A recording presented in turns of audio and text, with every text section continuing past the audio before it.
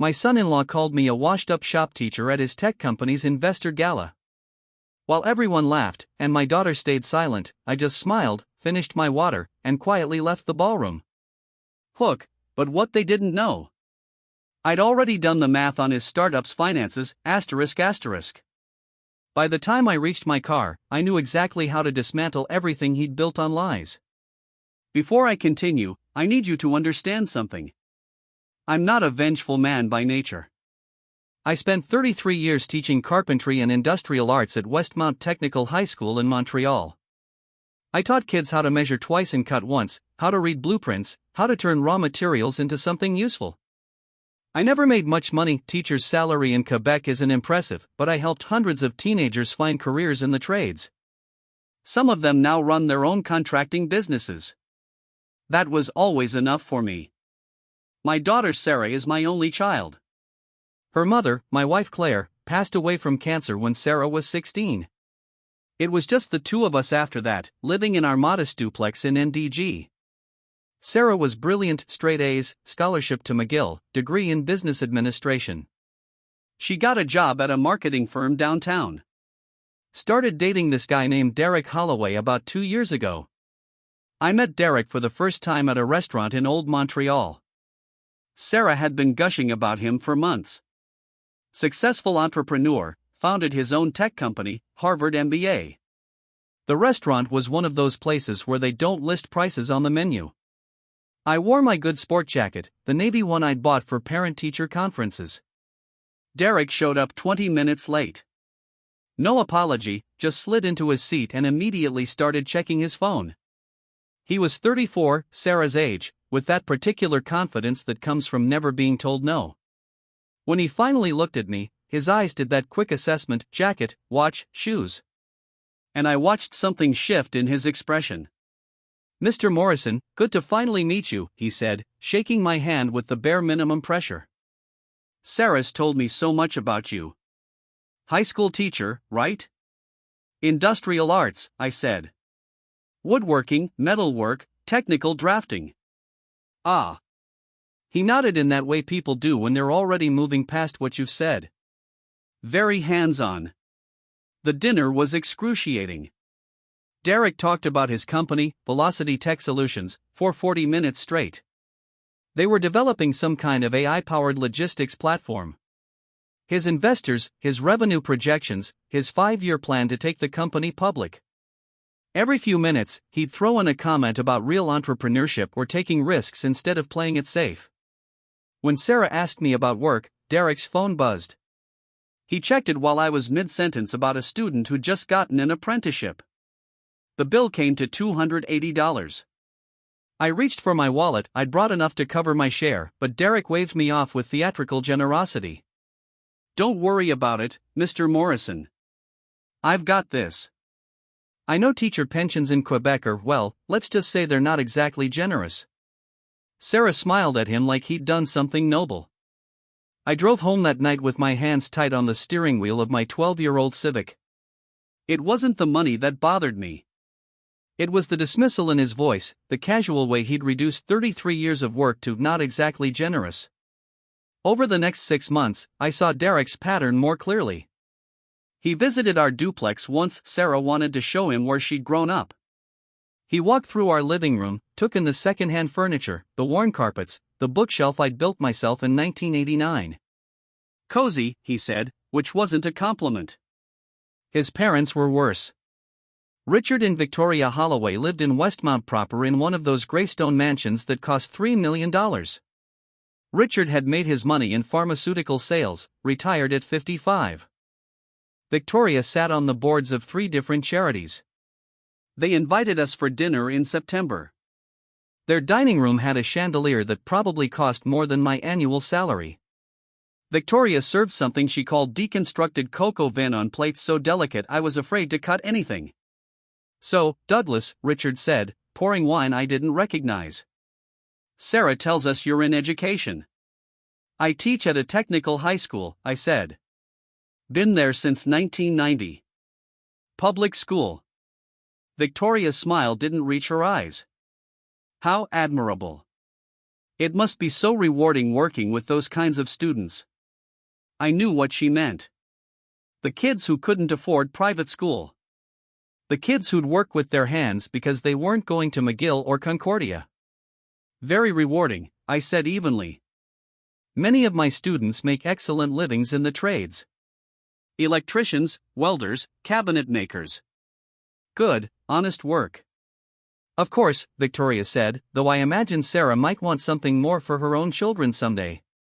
Financial security, opportunities, the right schools. Sarah looked down at her plate. Derek squeezed her hand. Don't worry, he said.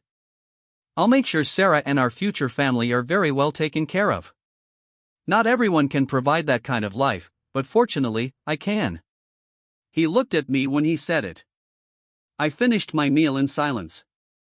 3 weeks later, Sarah called me with news. Derek had proposed. She was ecstatic, talking about wedding venues and dress shopping. I told her I was happy for her, and I meant it. She deserved happiness.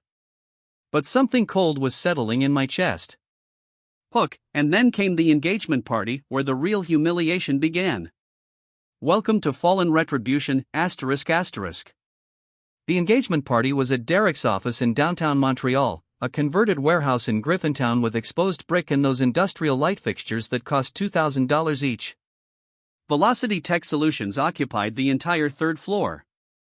About 70 people attended, Derek's employees, some investors, friends of the family. I arrived in my good jacket again. The party was already in full swing. Sarah found me by the entrance, beautiful in a cocktail dress I'd never seen before. Dad, I'm so glad you're here. She hugged me, then pulled back, her smile faltering slightly. Listen, Derek's about to do a toast. He's a bit nervous about the investors being here, so if anyone asks, maybe just, keep it general about your work. What do you mean? Just Derek's worried that some of his investors are old-fashioned. They might not understand that teaching is a respectable career. I looked at my daughter. You're asking me to downplay being a teacher? I'm asking you not to make tonight difficult. She walked away before I could respond. I found myself standing near the bar, nursing a beer I didn't want, watching Derek work the room. He was good at it, moving from group to group, laughing at the right moments, making everyone feel included except me. He nodded once in my direction when I arrived and hadn't looked at me since. Around 8 o'clock, Derek climbed onto a small stage they'd set up. Someone handed him a microphone. Thank you all for being here tonight, he began. The room quieted. Starting a company requires vision. It requires taking risks that other people won't take. It requires, and I can't stress this enough, the courage to bet on yourself when everyone else is choosing the safe path. He paused. His eyes swept the room and landed on me for just a moment. Growing up, I watched my father build a successful career through ambition and calculated risk. He taught me that security is the enemy of greatness. While some people are content with steady paychecks and summers off, entrepreneurs are building the future. Scattered laughter. Someone near me whispered, "Is that a dig at someone?" Victoria Holloway, standing with a group of well-dressed women, said not quite quietly enough, "Well, we can't all afford to take risks when we have modest means. Some people need that government pension." More laughter. Sarah's face went red, but she didn't say anything. She was standing next to Derek's sister. Both of them looking at their champagne glasses. Derek continued, "I'm grateful Sarah understands the difference between settling and striving. She could have chosen an easier life, a more predictable path, but she chose excellence." He raised his glass. Everyone applauded. I set down my beer and walked out. No one stopped me. No one even seemed to notice. I drove home through the October darkness, past the luxury condos on the Lachine Canal, past the restaurants where people paid $30 for appetizers, back to my duplex where the porch light was flickering because I hadn't replaced the bulb yet. Inside, I sat at my kitchen table, the same table where I'd helped Sarah with her homework for 12 years, and I felt something I hadn't felt in a long time. Not anger, exactly. Recognition. I'd spent my whole career teaching students to identify problems, analyze structures, find weaknesses in design. Derek Holloway was a structure with weaknesses. I just needed to find them. I went to my basement workshop, pulled out a cardboard box from the storage shelf, and brought it upstairs. Inside were files from the part of my life I rarely talked about. Before I became a teacher, I'd worked for 6 years as a quality control inspector for an engineering firm. I'd learned to read financial documents, architectural plans, compliance reports. I'd helped identify construction fraud twice, contractors cutting corners, billing for materials they never used. I opened my laptop and started searching. Velocity Tech Solutions had a website with a press section. I found 3 articles about their recent funding round, $4 million from a consortium of investors, valuation at $15 million. I spent the next 4 hours reading everything I could find about the company. Their product was an AI logistics platform that supposedly optimized delivery routes for e-commerce companies. Very technical, very impressive sounding, but something felt off about the numbers in their press releases. The next morning, I called an old colleague from my engineering firm days. Marcel Tremblay had moved into financial analysis, working for a firm that did due diligence on tech startups. Doug Morrison, he said when he answered, must be what, 8 years? 9. Listen, Marcel, I need a favor. You ever heard of a company called Velocity Tech Solutions? A pause. Derek Holloway's outfit. Yeah, they've been making noise in the Montreal tech scene. Why? He's marrying my daughter. I'm trying to understand his business. Another pause. Look, I can't give you proprietary information, but let's just say if I were doing due diligence on that company, I'd have questions. What kind of questions? The kind where the revenue projections don't match the actual customer base. The kind where the technical specifications sound impressive but lack specifics. You want my honest opinion? Someone who knows how to read financial statements should take a close look at their numbers. I thanked him and hung up. I spent the next 2 weeks becoming an expert on Velocity Tech Solutions. I read every article, every press release, every public filing with the Quebec Business Registry. I found their company documents online. They'd posted some financial projections in a pitch deck to attract investors. And then I found a small notation in their revenue recognition methodology. They were booking future contracted revenue as current income. A client would sign a 3-year contract for $60,000 annually, and Velocity would report $180,000 in immediate revenue, even though they'd only collected the first $20,000. It wasn't illegal, technically, but it was aggressive. Very aggressive, and if their client retention rate wasn't as good as they claimed, the whole structure would collapse. I dug deeper. I found a message board for tech workers in Montreal where a few former Velocity employees had posted anonymously complaints about unpaid overtime, pressure to inflate user engagement numbers, meetings where Derek had told them to be creative with their customer retention statistics. I documented everything. Then I reached out to someone I taught 15 years ago. Kevin Chen had been one of my best students. Quiet kid, brilliant with technical drafting. He'd gone on to become a software engineer. Now he worked at Shopify in Ottawa. Mr. Morrison, he said when I called. This is amazing. How are you? I'm well, Kevin. Listen, I need some technical advice. You know anything about AI logistics platforms? A bit. Why? I explained what I'd found about Velocity Tech Solutions, left out the personal connection, just framed it as curiosity. Kevin was quiet for a moment. You're talking about Velocity? Yeah, I've heard things. Their technology isn't as sophisticated as they claim. A friend of mine interviewed there last year. He said their AI is basically just an optimization algorithm from the early 2000s with a new interface. Nothing proprietary, nothing innovative. He turned down the job. Is that something investors would care about if they knew? Absolutely. If you're valuing a company at $15 million based on proprietary technology and it turns out there's no proprietary technology, that's fraud, Mr. Morrison. I thanked him and added this to my documentation. By mid-November, I had a file folder 2 inches thick: revenue recognition issues, inflated user metrics, technology that was essentially purchased open source software repackaged, customer contracts that were dramatically overstated. None of it was conclusive proof of fraud. But together, it painted a picture of a company built on exaggeration at best, lies at worst. Look, the wedding was 3 weeks away, but the investor gala? That's where Derek crossed the final line. Stay with Fallen Retribution, ****. The wedding was planned for January 14th at the Mount Royal Club.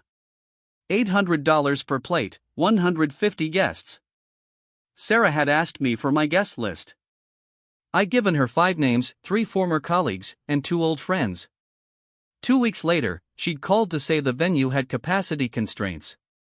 Only 2 of my guests could come. I didn't argue. The week before Christmas, Derek's company held their annual investor gala at the Marriott Chateau Champlain. It was a big event: investors, clients, tech media, even a reporter from the Montreal Gazette. Derek had invited Sarah, obviously, and she'd asked if I wanted to come. Derek said it would be good for me to network, she explained. And I thought maybe you'd like to see his world, see what he's built. I said yes. I bought a new suit for the occasion. Nothing extravagant, but well-tailored charcoal gray. I looked like someone who'd spent 33 years earning a respectable living, which is exactly what I was. The ballroom was decorated like something from a tech conference. Blue LED lighting, massive screens showing velocity text metrics and growth projections, tables with those high cocktail chairs that are designed to keep people from sitting too long. I arrived at 7. Sarah found me immediately, looking stressed. Dad, thank God. Listen, Derek's really nervous about tonight. Some major investors are here and he's doing a presentation. Just be supportive, okay? When have I not been supportive? She gave me a look that suggested she had thoughts about that, but didn't voice them. The presentation started at 8.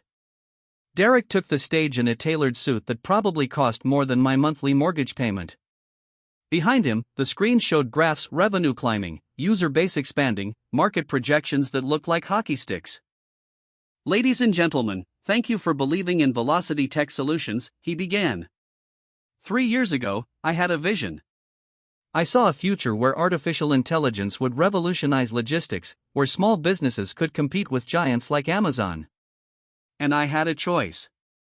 I could play it safe, take the easy road, accept a comfortable but unremarkable life, or I could take a risk. He clicked to the next slide.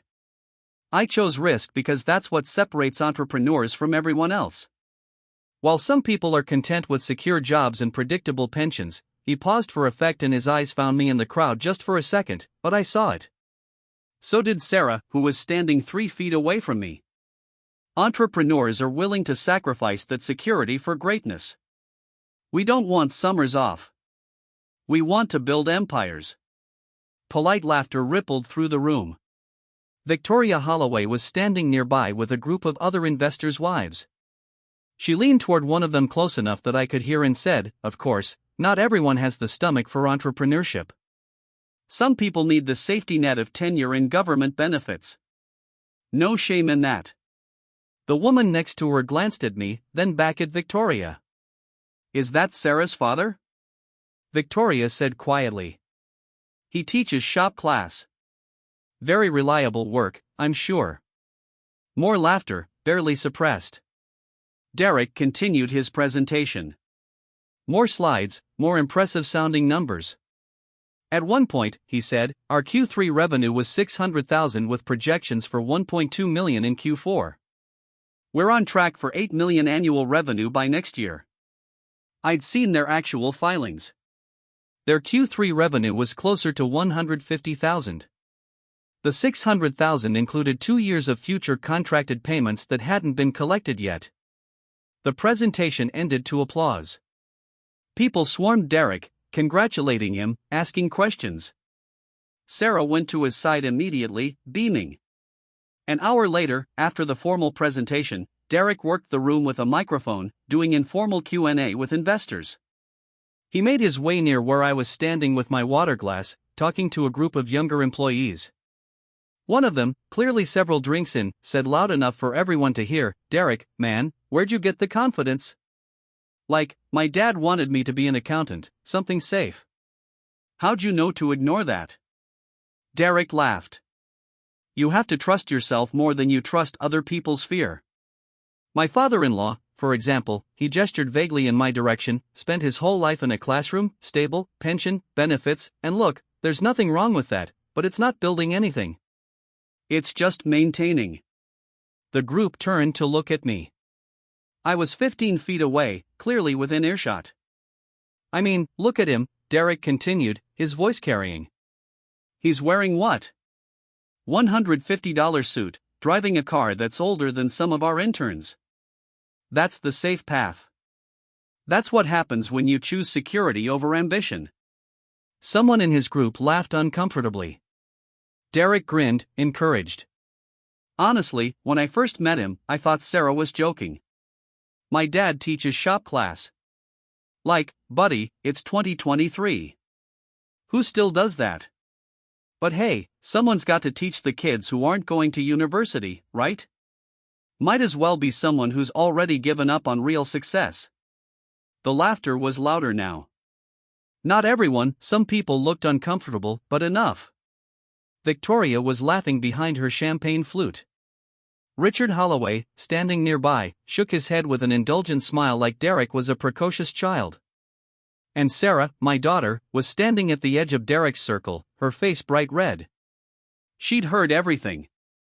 She looked at me once, just once, and then she turned away and started a conversation with someone else.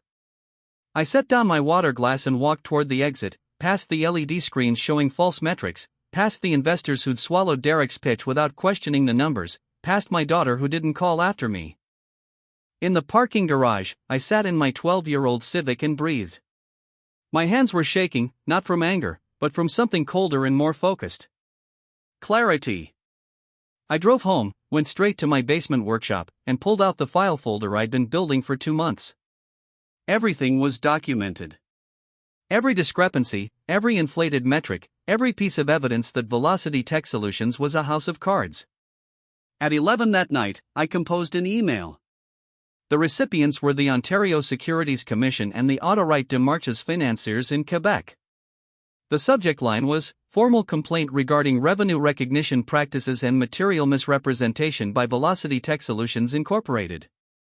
I attached 30 pages of documentation, financial discrepancies, screenshots of deleted LinkedIn posts from former employees, technical analysis from Kevin Chen about the company's non-proprietary technology, comparisons between public statements and actual filed documents. I didn't sign it with my name. I used a temporary email address and routed it through a VPN, something a former student who worked in IT security had taught me about. At 11:47 p.m. on December 21st, I hit send. Then I went to bed. Christmas came and went. Sarah invited me for dinner at Derek's condo. I went, brought a gift, said nothing about the gala. Derek was pleasant to me in that distant way wealthy people are pleasant to service workers. Sarah seemed relieved that I wasn't making things difficult. I spent Boxing Day in my workshop building a jewelry box from reclaimed oak. My hands know this work: measuring, cutting, sanding, fitting joints that will last decades. Honest work. The wedding was 3 weeks away. Sarah had asked me to give a speech at the reception. I'd told her I'd think about it. On January 4th, the article appeared in the Globe and Mail's business section. Montreal tech startup faces regulatory scrutiny over financial practices. It was a small article, easy to miss if you weren't looking. It mentioned Velocity Tech Solutions by name. It noted that the company was facing questions from securities regulators about its revenue recognition methods and whether it had made material misrepresentations to investors. Derek's company issued a statement calling it a routine inquiry and expressed confidence in their financial practices. But I knew how these things worked. Once regulators start asking questions, they don't stop. And when they looked closely at Velocity Tech's numbers, they'd find exactly what I'd found. Sarah called me that evening, her voice tight. "Did you see the article?"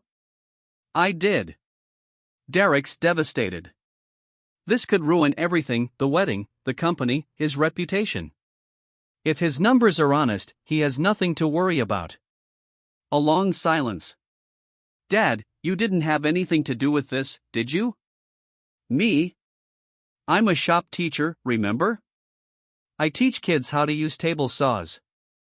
What would I know about securities regulation? Another silence, longer this time. I have to go, she said, and hung up. Over the next week, 3 more articles appeared. One in the Montreal Gazette, one in TechCrunch, one in Canadian Business Magazine. Each one cited unnamed sources familiar with the investigation. Each one dug a little deeper into Velocity Tech's questionable practices. 2 of Derek's major investors pulled out, citing concerns about financial transparency. The company's valuation dropped from $15 million to $8 million in less than 10 days. On January 10, 4 days before the wedding, Derek called me directly. It was the first time he'd called me in 2 years of dating my daughter.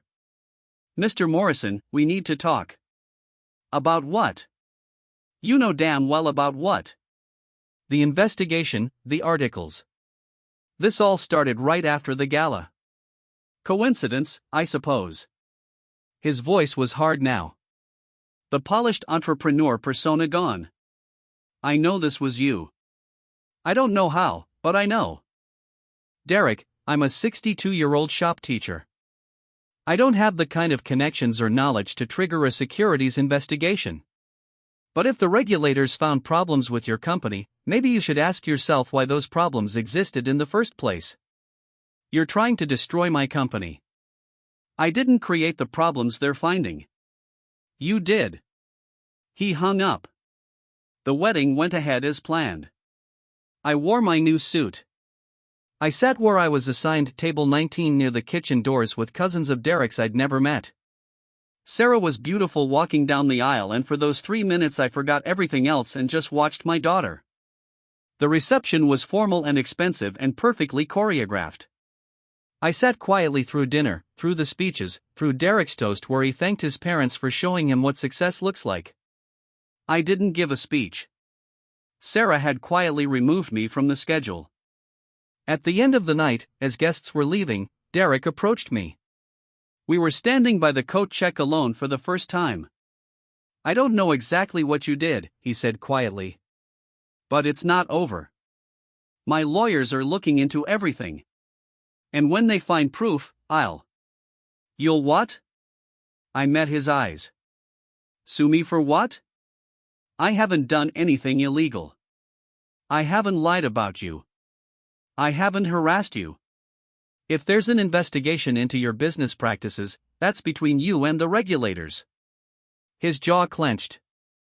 You're a bitter old man who couldn't handle that your daughter chose someone successful. No, I said, I'm a father who taught his daughter to value honesty. You should try it sometime. I left him standing there and drove home. 2 weeks after the wedding, the final blow came. The Autorite de Marches financiers released their preliminary findings. Velocity Tech Solutions had materially misrepresented their revenue by booking multi-year contracts as immediate income. They'd inflated their user base by counting trial accounts as active subscribers. Their proprietary AI technology was in fact open-source software with minimal modifications. The company's valuation dropped to $3 million. 5 investors sued for fraud. Derek's board of directors voted him out as CEO. Sarah didn't call me. I went back to teaching. In February, I started a new semester with a class of grade 11 students learning basic woodworking. One of them, a kid named Marcus, who'd been bouncing between foster homes, showed real talent with a chisel. I stayed after class twice a week to work with him. In March, on a Sunday morning, there was a knock at my door. Sarah stood on my porch, her eyes red. Can I come in? I stepped aside. We sat in my kitchen, the same table where I'd done my research, where I'd built the case that destroyed her husband's company. Derek knows it was you, she said. He can't prove it, but he knows. Is that why you're here? To accuse me? No. She was crying now. I'm here because I need to know why. Why would you do that to him? Do what? Tell the truth about his business practices? Destroy his career? Humiliate him? Ruin everything we'd built together. I looked at my daughter, this brilliant woman I'd raised alone, and chose my words carefully. At that gala, Derek called me a failure. He mocked my career, my car, my clothes, everything I'd built in 33 years. He did it publicly, deliberately, to humiliate me. And you, Sarah, you stood there and said nothing. You turned away. She flinched. I'm not a rich man, I continued. I never will be. I make $48,000 a year helping teenagers learn skills that will earn them honest livings. I drive an old car and live in a duplex, and I'm proud of that. But Derek looked at my life and saw failure. He saw something worth mocking. It was just talk, Dad. He didn't mean. Yes, he did. And worse, his company was built on lies. Those investors who trusted him, he was defrauding them. Those employees who believed in his vision, he was inflating metrics to keep them working overtime without proper compensation. That's not entrepreneurship. That's fraud. So, you destroyed him. No, I exposed him. There's a difference. Sarah wiped her eyes. I should have defended you at the engagement party. At the gala, I should have said something. Yes, you should have. We sat in silence for a long moment. Derek's working for a consulting firm now, she said finally. $45,000 a year. He's angry all the time at me, at himself, at you. The marriage is barely holding together. I'm sorry you're going through that. Are you though? I thought about it. I'm sorry you're in pain. I'm not sorry I held him accountable. She nodded slowly. He asked me to choose. Between you and him. My chest tightened. What did you say? I said I needed time to think. She stood, gathering her coat. I'm going to stay with a friend for a while. Figure some things out. You're always welcome here. She paused at the door. I looked into what you did. The documentation you must have gathered, the analysis, the way you filed the complaint so it couldn't be traced back to you. That wasn't the work of a washed-up shop teacher, Dad. That was brilliant. I told you I teach kids to find problems and fix them. Derek was the problem. Derek's dishonesty was the problem.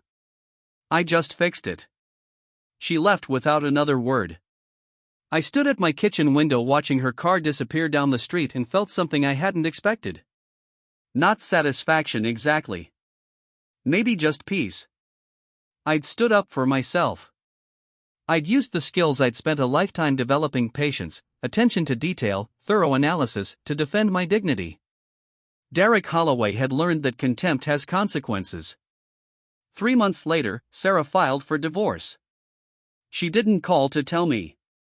I saw it through a mutual friend. But 2 weeks after that, she did call.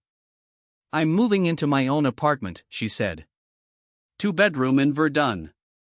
I wondered if maybe you could help me build a bookshelf. I remember that one you made for my room when I was 14. I still have the plans, I said. When do you want to start? This weekend. I'll bring my tools. We spent Saturday afternoon in her empty apartment, measuring wall space, drawing up plans, cutting wood.